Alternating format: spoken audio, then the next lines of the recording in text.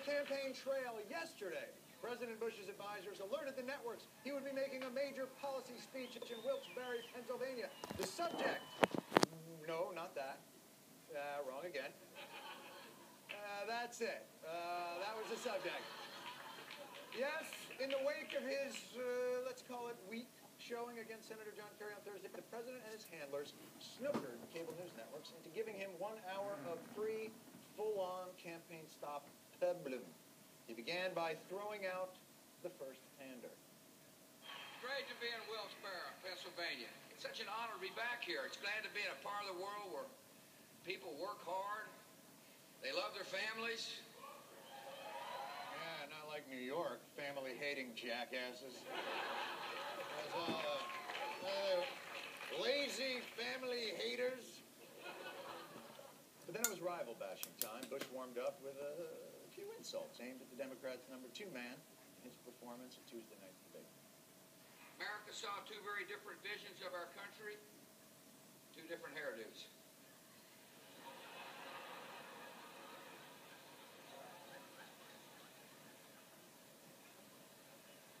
I didn't pick my vice president for his hairdo. I picked him for his judgment, his experience. Which, sadly, is as good as his hairdo.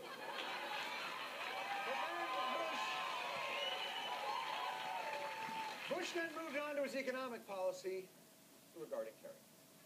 Now the senator's proposing higher taxes on more than 900,000 small business owners. He says the tax increase is only for the rich. You've heard that kind of rhetoric before. Rich hire lawyers and accountants for a reason. To stick you with the tab.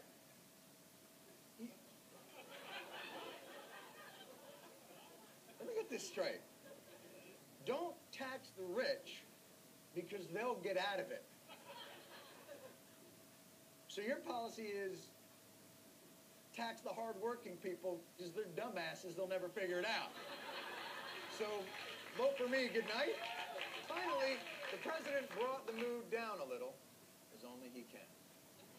After September the 11th, America had to assess every potential threat in a new light.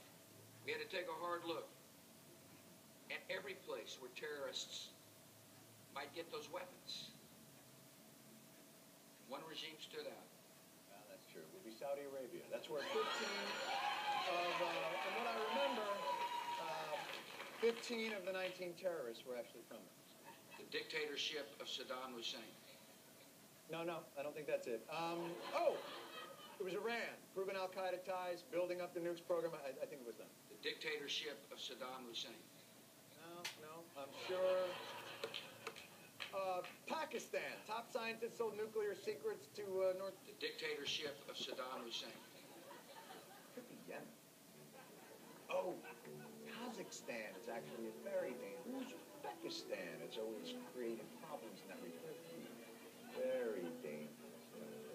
Lebanon has some cutter. North Korea. They have the bomb. Their leader's crazy. North Korea. The dictatorship of Saddam Hussein. The dictatorship of Saddam Hussein. Too tired to fight it. Must learn. Repetition. But for all that, perhaps the most telling line of the speech came during Bush's seemingly innocuous segue into a story about his wife. You're not going to believe this. It's a true story, or kind of true.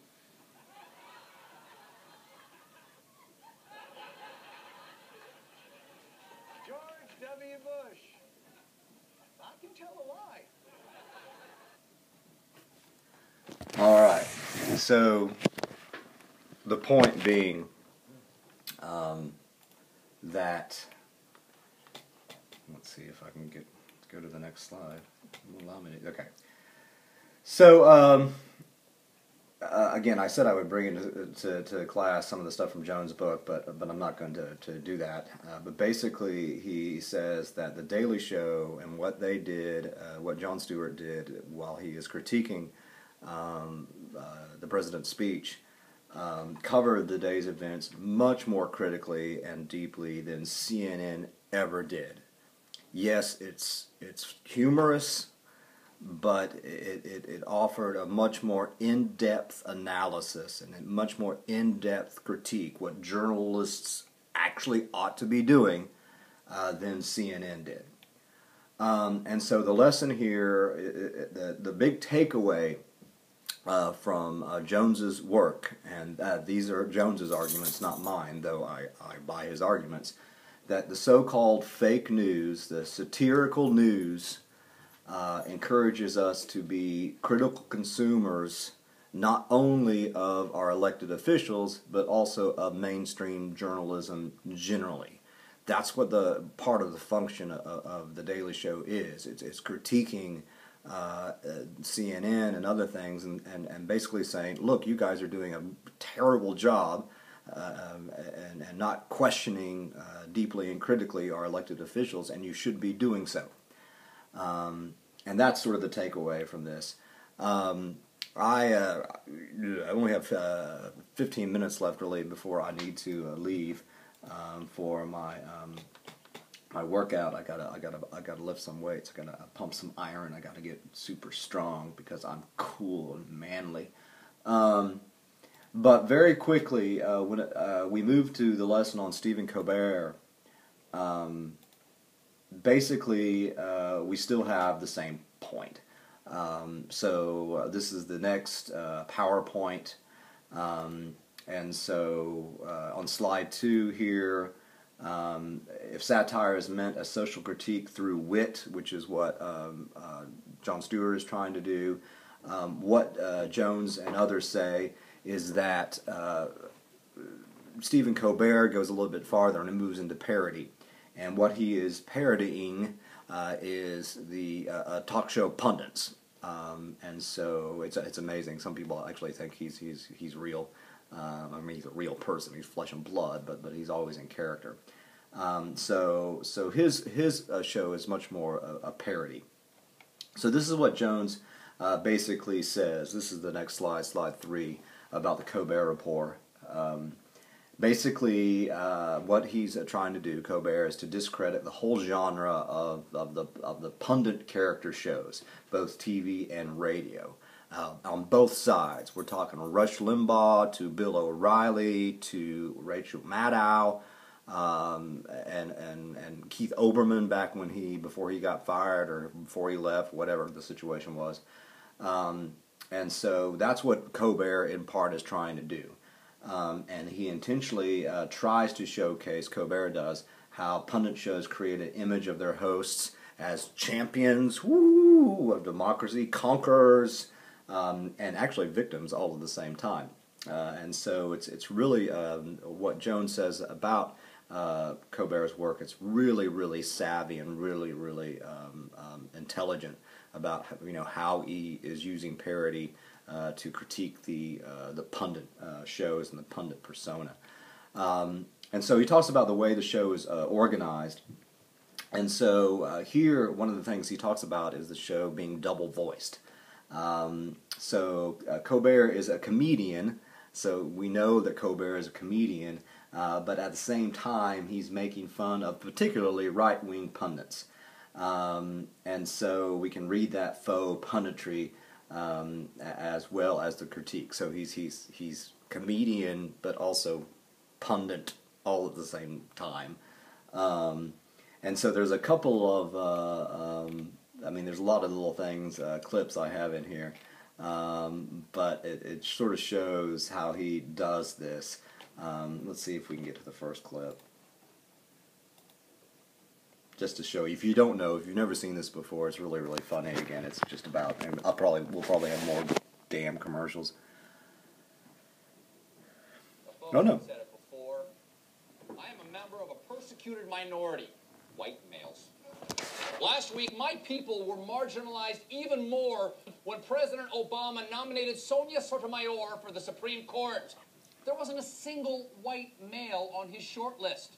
That sends a terrible message to all the little white boys out there who dream of one day having their judicial reputation destroyed by the media. But Sotomayor isn't just a Latina. She is also a racist. Just ask any old white man who supports a border fence. I'm telling you, she appears to be a racist. The second problem, and the more important one, I think, is does she believe in reverse discrimination against white males? And it appears she does. She has put down white men in favor of Latino women. Here you have a racist. You might want to soften that, and you might want to say a reverse racist. Exactly. A reverse racist. We call it that because it's the opposite of the way you're supposed to be a racist. This whole controversy started over something Sotomayor said in a 2001 speech, quote, "I would hope that a wise Latino woman with the richness of her experience would more often than not reach a better conclusion than a white male who hasn't lived that life." Wrong! White male judges always reach the right conclusion until the DNA evidence exonerates the defendant. But as bad as it is to go back to the old painful stereotypes, white men can't be judges. Laotians don't take care of their hubcaps. That one's true, actually. Sotomayor brings up the most despicable discrimination against white males out there, that we have no life stories. Sure, Obama's life story shaped him. Same goes for Massachusetts Governor Deval Patrick. And now everyone's saying it about Sonia Sotomayor. Notice how no one ever talks about the unique journey of a white male like Mitt Romney. You don't think his judgment and empathy were forged by long, hard days working at his family's mayonnaise farm? Plus, if we conservatives try to stand up to this reverse racism, we're going to lose crucial Latino votes, just as GOP leaders were beginning their outreach to Hispanics. Many have even asked their gardener what his name is. Okay, so again, we see it's Stephen Colbert, the comedian, but also playing the conservative pundit.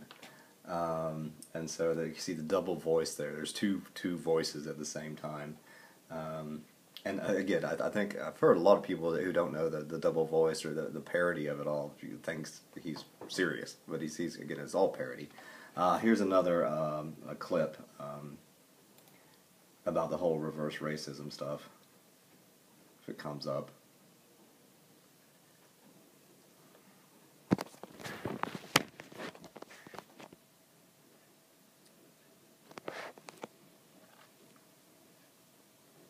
There are more reasons than ever why now is the best time to be on Verizon.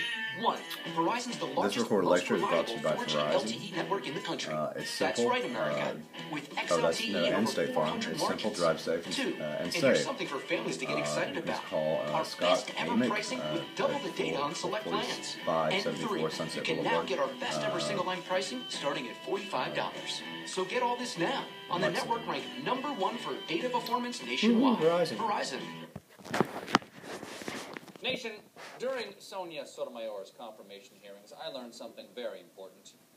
Here's what you said about Judge Sotomayor. She appears to be a racist. Everybody is afraid to challenge her on it for fear of themselves being called racist. Here you have a racist. You might want to soften that, and you might want to say a reverse racist. I do believe she's an affirmative action appointment. Affirmative action is to increase diversity by discriminating against white males. As a white male, I am being reverse discriminated against. Thank you, reverse civil rights leader Pat Buchanan. Now, folks, I don't see race. People tell me I'm white, and I believe them because I am not a New Haven firefighter. Well, as proud white men, Pat and I cherish all the things our people have done for America.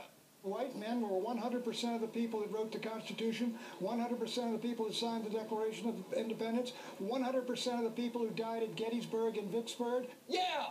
Where were the black guys during the Civil War? Come on! I'm not saying they all should have volunteered, just 3/5 of them. Now, Pat and I aren't